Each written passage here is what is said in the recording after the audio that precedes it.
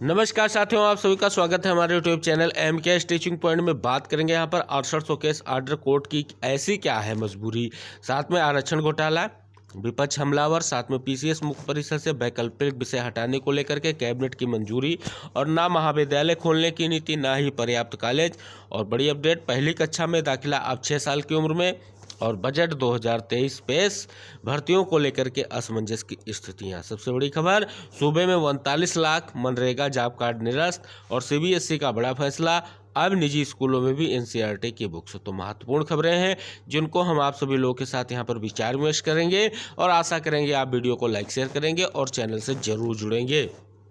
चलिए सबसे पहले बात करते हैं यहाँ पर 6800 केस आर्डर ना डिलीवर होने को लेकर के कोर्ट की क्या मजबूरी हो सकती है। साथियों, हम अवगत करा दें कि जैसा कि आप सभी लोगों को पता भी है, ये आपका मामला जो है 8 दिसंबर को यहाँ पर जो है फैसला सुरक्षित किया गया था। उसके बाद कयास लगाए जा रहे थे कि 1 महीने के अंतर्गत जो है आप सभी लोगों का जजमेंट आ जाएगा। लेकिन अगर हम बात करें तो 8 मार्च को ये आपका 90 दिनों का जो लगभग समय कंप्लीट हो जाएगा, और अभी तक आर्डर को लेकर के कोई भी स्थिति स्पष्ट नहीं हुई है। किसी भी तरीके से कोई भी अपडेट जो यहाँ पर कोर्ट देने को तैयार नहीं कि किस डेट में इस आर्डर को डिलीवर किया जाएगा। बस यही कहा जा रहा है कि आपका आर्डर जल्द ही डिलीवर होगा। अब जल्द डिलीवर होने की बात अगर करें तो ये मामला जनवरी से होते होते अब मार्च की ओर अग्रसर हो रहा है। अब सबसे बड़ी बात जो आप सभी लोग के जहन में उठ रही है, क्या 90 दिनों के अंदर आर्डर डिलीवर हो सकता है? तो अगर बात करें तो अभी समय है और शायद हो सकता है, क्योंकि अभी भी समय शेष है। क्योंकि आज आप सभी लोगों को पता है, अभी जो है आज की स्थितियों को देखें तो अभी 2 हफ्ते का लगभग समय बचा हुआ है। अगर कोर्ट चाहे तो इन 2 हफ्तों में जो है आपका आर्डर डिलीवर कर सकती है। लेकिन सबसे बड़ी बात वही फिर सामने निकल कर आ रही है कि किस मजबूरी के कारण अभी तक आर्डर डिलीवर नहीं किया गया है। जैसा कि हमें ये दृष्टिगत होता है, हम उस बात को आप सभी लोगों के साथ शेयर करेंगे कि कोर्ट के आर्डर में जो सबसे बड़ा महत्वपूर्ण मुद्दा है वो है आरक्षण को लेकर के। और आरक्षण की स्थितियां स्पष्ट कर पाना बेसिक विभाग के लिए भी बड़ी मजबूरी बनी हुई है। और यहाँ पर सरकार भी आरक्षण घोटाले के कारण इस मैटर को उलझा रखने की पूरी कोशिश में लगा हुआ है। क्योंकि अगर आर्डर डिलीवर कराना होता तो अब तक दबाव बन चुका होता और आर्डर निकल कर आ गया होता और सभी को एक न्यायोचित ढंग से न्याय मिल चुका होता। लेकिन अभी तक ऐसा कुछ नहीं हुआ है। तो कोर्ट की अगर मजबूरी कहें तो यही मजबूरी हो सकती है कि आरक्षण के मानकों के अनुसार जो है जजमेंट करना। क्योंकि आरक्षण के मानकों के अनुसार अगर जजमेंट नहीं होगा तो सभी को पता है कि ये मामला और पेचीदा हो जाएगा। अभी तक जो स्थितियां थी उससे और गहन स्थितियां बनने की पर्याप्त संभावना है। और स्पष्ट रूप से सरकार फंसी हुई है। जो 6800 की चयन सूची निकाल करके सरकार के लिए सबसे बड़ी अब बात यह है कि बिना किसी रोक टोक के इस चयन सूची के साथियों को नियुक्ति दे पाना। क्योंकि इसके लिए जितने भी यहाँ पर अपोजेज हैं उनको हटा करके और केवल 6800 पर डिसीजन देना, ये बहुत बड़ा प्रयास और बहुत बड़ी बात हो जाएगी।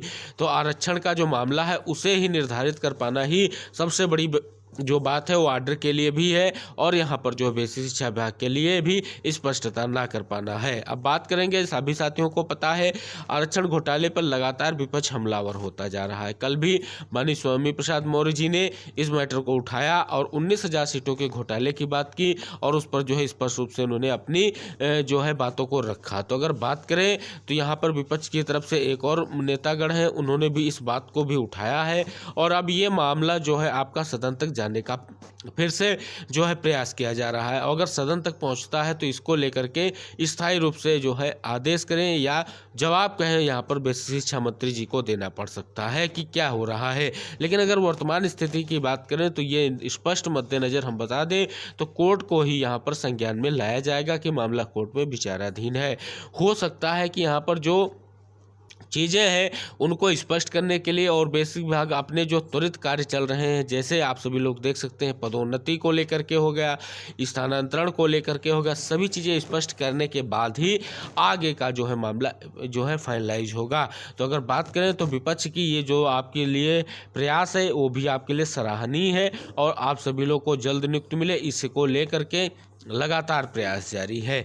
तो मामला जो भी डिसाइड होगा आरक्षण विसंगति के आधार पर ही डिसाइड होगा और उसी के इर्द गिर्द, जैसा मैं पहले भी आप सभी लोगों को क्लियर करता आया हूं, उसी के इर्द गिर्द आप सभी लोगों को नियुक्ति प्रदान हो सकती है। अब बात कर लेंगे एक और महत्वपूर्ण मामला जो 69,000 शिक्षक भर्ती का है, वो है EWS का, जो जनरल वालों के अपोजिट है, जिस पर यहाँ पर हम बात करें तो 60 काउंटर लगभग जो है 60 डॉक्यूमेंट जो है पेश किया जाएगा सरकार की तरफ से। लगभग आप सभी लोग का जो मैटर है सुना जा रहा है और इसको भी डिसाइड करने को लेकर के चीज़ें हैं और 27 फरवरी को इस पर जो है सरकार अपना 60 जो है काउंटर लगाएगी। अब बात करेंगे आगे बहुत ही महत्वपूर्ण खबर जिसके लिए लगातार प्रयास किया जा रहा था कि PCS मुख्य परीक्षा से वैकल्पिक विषय को हटाया जाए और यहाँ पर यूपी स्पेशल को उसमें ऐड किया जाए। तो यहाँ पर वैकल्पिक विषय को हटाने को लेकर के जो प्रस्ताव भेजा गया था उस पर जो है मुहर लग चुकी है और कैबिनेट ने इस पर मुहर लगाते हुए वैकल्पिक विषय को हटाने का प्रस्ताव मंजूर कर लिया है। यहाँ पर आप स्पष्ट रूप से देख सकते हैं कि कैबिनेट के फैसले के अंतर्गत आप सभी लोग देख सकते हैं लिखा गया कि राज्य सरकार ने सम्मिलित राज्य प्रवर अधीनस्थ सेवा यानी PCS की मुख्य परीक्षा से वैकल्पिक विषय की अनिवार्यता को समाप्त कर दिया है। इसके स्थान पर उत्तर प्रदेश से जुड़े हुए सामान्य ज्ञान के 2 प्रश्न पत्र जोड़ दिए गए हैं। मुख्यमंत्री योगी आदित्यनाथ की अध्यक्षता में बुधवार को हुई कैबिनेट की बैठक में इस प्रस्ताव को मंजूरी दी गई। इसके लिए कार्मिक विभाग ने प्रस्ताव सम्मिलित राज्य और अधीनस्थ सेवा मुख्य परीक्षा एवं परीक्षा योजना पाठ्यक्रम में संशोधन संबंधी प्रस्ताव जो है पास कर दिया गया है। इसके बाद स्केलिंग लेकर काफ़ी समय से चला आ रहा विवाद खत्म हो जाएगा। तो साथियों के लिए बड़ी खबर है, आप सभी लोग देख सकते हैं वैकल्पिक विषय हटाने को लेकर के लगातार प्रयास था और उस प्रयास में सफलता प्राप्त हुई है।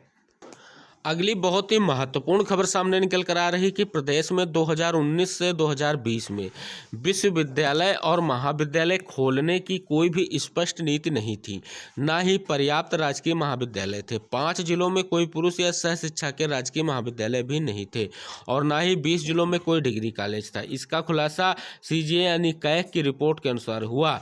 इसमें बताया गया कि 2015-16 में उच्च शिक्षा में 94.88 लाख विद्यार्थी थे, जो 2019-20 में घट करके 90.61 लाख ही रह गए। अब यहाँ पर आप सभी लोग देख सकते हैं कि सबसे बड़ी बात यहाँ पर की गई है, जो कैग की रिपोर्ट है कि राजकीय व एडेड कॉलेजों की जो संख्या स्थिर है पर 56% बढ़ गए निजी कॉलेज, यानी राजकीय एडेड कॉलेज और जो आपके एडेड और राजकीय कॉलेज इनको छोड़ करके 56% जो है लोग बढ़े हुए हैं। और ये भी बताया गया है कि राजकीय महाविद्यालयों में निर्धारित छात्र शिक्षक अनुपात जो है 20 छात्रों पर 1 जो है शिक्षक होना चाहिए, लेकिन तुलना में बात करें तो 49 छात्रों पर 1 शिक्षक था। इन सभी चीज़ों को लेकर के यहाँ पर कहा गया है और सिफारिशों को लेकर के भी यहाँ पर चीज़ें दी गई हैं कि पाठ्यक्रम में समय पर संशोधन करना चाहिए, रोजगारपरक पाठ्यक्रम को शामिल किया जाना चाहिए। कई सारी यहाँ पर आप चीज़ें देख सकते हैं, सब कुछ स्पष्ट किया गया है रिपोर्ट के अनुसार। आप सभी लोगों के लिए बहुत ही महत्वपूर्ण ये रिपोर्ट कही जाएगी। अगली जो बहुत ही महत्वपूर्ण खबर सामने निकल कर आई, ये खबर है कि पहली कक्षा में दाखिला 6 साल की उम्र में ही। देश भर के स्कूलों में अब पहली कक्षा में दाखिले की न्यूनतम उम्र 6 साल होगी। केंद्रीय शिक्षा मंत्रालय ने सभी राज्यों और केंद्र शासित प्रदेशों को पत्र लिखकर शैक्षणिक सत्र 2023-24 से ही नई शिक्षा नीति यानी NEP के मुताबिक दाखिला नियमों में बदलाव करने के निर्देश दिए हैं। इसके अमल में आने के बाद पूरे देश में पहली कक्षा में दाखिले की उम्र एक समान हो जाएगी। इसे तबादला होने पर या किसी अन्य कारण से शहर या राज्य बदलने पर अभिभावकों के बच्चों को दाखिलों की दिक्कत नहीं होगी। शिक्षा मंत्रालय एक अधिकारी ने बताया कि NEP में बच्चों की नियुक्ति को मजबूत करने के लिए जोर दिया गया है। इसके लिए 3 से 8 वर्ष वर्ग के सभी बच्चों के 5 वर्ष तक जो सीखने का मौका मिलेगा। यहाँ पर लिखा गया है कि प्री स्कूल शिक्षा शुरू करें। डिप्लोमा राज्यों में प्री स्कूल शिक्षा 2 वर्षीय डिप्लोमा DPSI पाठ्यक्रम तैयार करने की प्रक्रिया शुरू करने का भी निर्देश दिया गया है। पाठ्यक्रम को राज्य शैक्षिक अनुसार प्रशिक्षण परिषद की ओर से डिजाइन किया जाना है। इसकी देखरेख में जिला शिक्षा और प्रशिक्षण संस्थान के माध्यम से चलाया जाएगा। बड़ी ही महत्वपूर्ण खबर आप सभी लोगों के लिए दाखिले से संबंधित निकल कर सामने आई है। सबसे महत्वपूर्ण खबर यहाँ पर देख सकते हैं, आत्मनिर्भरता की आधारशिला यानी बजट पेश हो गया। अगर बजट की बात करें, बताया गया बजट युवा, महिलाओं, किसानों का खास ख्याल रखा। अगर युवाओं की बात करें तो यहाँ पर आप सभी लोग स्पष्ट रूप से देख सकते हैं, लिखा गया है कि युवाओं को रोजगार, शिक्षा, कौशल विकास, स्टार्टअप आदि के लिए भारी भरकम धनराशि का प्रावधान किया गया है। स्पष्ट रूप से बताया गया है, जिसमें आप सभी लोगों को हम बता दें, यहाँ पर जो आपका एक महत्वपूर्ण योजना चल रही है मोबाइल और टैबलेट वितरण की, उसके लिए भी प्रावधान किए गए हैं। लेकिन सबसे बड़ी बात यहाँ पर स्पष्ट रूप से जो बेरोजगारी की बात की जा रही कि 2017 से पूर्व प्रदेश की बेरोजगारी 14.4% थी, जो घटकर लगभग 4.2% रह गई। अगर इस बेरोजगारी या इस चीज़ों का आकलन हम करें तो बहुत कुछ सामने निकल कर आ रहा है कि भर्तियों को लेकर के अभी तक अस्पष्टता ही यहाँ पर नजर आई है। और साथ ही साथ यहाँ पर सबसे बड़ी बात जो है भर्तियों को लेकर के अस्पष्टता भी रही है। लिखा भी गया है यहाँ पर कि रिक्त पदों पर भर्ती की बात करें प्रदेश सरकार, यानी यहाँ पर स्पष्ट रूप से बताया गया है कि जो आपका बजट पेश किया गया उसमें स्पष्ट रूप से किसी भी विभाग में जो पद भरने हैं उनको लेकर के बात नहीं की गई है। और सबसे बड़ी बात यही है कि अभ्यर्थी परेशान थे और उनको आस थी कि जो बजट आएगा उसमें भर्तियों को लेकर के चीज़ें स्पष्ट की जाएंगी, लेकिन ऐसा कुछ देखने को नहीं मिला है। अगर बजट पर बात करें युवा साथियों की जो बात है तो क्या उनकी राय रही, तो यहाँ पर सारी चीज़ें आप देख सकते हैं कि शिक्षा के लिए टैबलेट और फ़ोन की नहीं, बेहतर शिक्षकों की ज़रूरत है। इस पर जो है बहुत बड़ी प्रतिक्रिया दी गई है। और क्या जो स्टार्टअप की बात है उससे जो है अभ्यर्थियों को लाभ हो सकेगा, तो इन सभी चीज़ों के लिए अभी भी अस्पष्टता बनी हुई। अगर हम आखिरकार उस बात को आगे ले जाएं तो बहुत ही महत्वपूर्ण खबर यही सामने निकल कर आ रही है कि बजट पेश कर दिया गया, लेकिन भर्तियों को लेकर के स्थितियां स्पष्ट नहीं हो पाई, जिसमें सबसे बड़ा प्रावधान ये था कि नई जो आपकी शिक्षक भर्ती होनी है उसके लिए जो यहाँ पर जो आयोग गठित होना है उसके लिए जल्द ही घोषणा की जाएगी, बजट आवंटित किया जाएगा। लेकिन कोई स्पष्ट बात यहाँ पर सामने निकल कर नहीं आई है। तो अगर बात करें तो भर्तियों पर भी अभी भी असमंजस की स्थितियां बनी हुई हैं और पूर्णतया बनी हुई है। इसे ना तो स्पष्ट हो पा रहा है कि नई शिक्षक भर्ती के लिए जो नए आयोग का गठन होना है कब होगा, और उसी आयोग के कारण बहुत सारी भर्तियां जो हैं अभी भी पेंडिंग है, जिसमें टीजीटी पीजीटी की परीक्षा तिथि न डिक्लेयर हो पाना और बहुत सारी नई जो भर्तियां उनके लिए विज्ञापन न इशू हो पाना, सबसे बड़ा कारण या रीजन यही सामने निकल कर आया है। अब बात करेंगे बड़ी और महत्वपूर्ण खबर की कि किस प्रदेश में 39 लाख मनरेगा जॉब कार्ड निरस्त किए गए हैं। बहुत ही महत्वपूर्ण खबर है। यह महत्वपूर्ण खबर आप सभी लोगों के लिए निकल कर सामने आ रही कि आधार से लिंक करने के दौरान फर्जी या दोहरे कार्ड पकड़े गए। यह शक्ति आप सभी लोगों को पता है कि बिहार सरकार की तरफ से अपनाई गई है। सूबे में 39 लाख मनरेगा जॉब कार्ड रद्द कर दिए गए हैं। सभी जिलों को यहाँ पर दिया गया है, जिसमें 4 प्रमुख वजह हैं जो कार्ड निरस्त किए गए। एक तो दोहरा कार्ड, फिर फर्जी कार्ड, फिर श्रमिक की मौत या 3 साल से अधिक काम न करना। इन पॉइंट के आधार पर और आधार लिंकेड जॉब कार्ड ही अब भुगतान होगा। नहीं, बड़ी खबर है, सभी प्रदेश इस पर अब अमल करेंगे क्योंकि सभी प्रदेशों में इस प्रकार की समस्याएं और इस प्रकार की चीज़ें अब जुड़ी हुई हैं। यहाँ से स्टार्टिंग हुआ है और आगे भी होता रहेगा। और रद्द करने वालों में 39,36,000 जो साथी हैं उनके रद्द, यहाँ पर मनरेगा साथियों के जो है जॉब कार्डों को निरस्त किया गया है। अगली महत्वपूर्ण खबर सामने निकल कर आ रही है कि CBSE ने निजी स्कूलों में नए सत्र की किताबों में सूची मांगी है। और स्पष्ट रूप से कहा गया है कि अभी तक 20% जो किताबें हैं NCERT की किताबें, हर कक्षा में 80% NCERT की किताबें अनिवार्य, पर निजी स्कूल नहीं मानते नियम। यानी CBSE ने स्पष्ट रूप से 80% जो किताबें NCERT की होनी चाहिए इसको लेकर के चीज़ें स्पष्ट करने को लेकर के निजी स्कूलों से यहाँ पर स्पष्ट रूप से डाटा या ब्यौरा मांगा है और अब बड़ी कार्रवाई हो सकती है। तो सरकारी कर्मियों की सेवा पुस्तिका ऑनलाइन होगी। बड़ी खबर सामने निकल कर आ रही है। ये भी सरकार जो बिहार सरकार की तरफ से लिया गया है फैसला, क्योंकि इससे जो है निलंबन और विभागीय कार्रवाई और मिले आर्थिक दंड आप छिपा नहीं पाएंगे। जो भी कर्मी है उनके लिए बड़ी खबर है। और इस खबर का प्रभाव ये है कि ये सर्विस बुक की बहुत बड़ी अपडेट है और इससे जो है जितना भी निलंबन या विभागीय कार्रवाई हुई है या आर्थिक दंड हुआ है वो सब कुछ स्पष्ट हो जाएगा।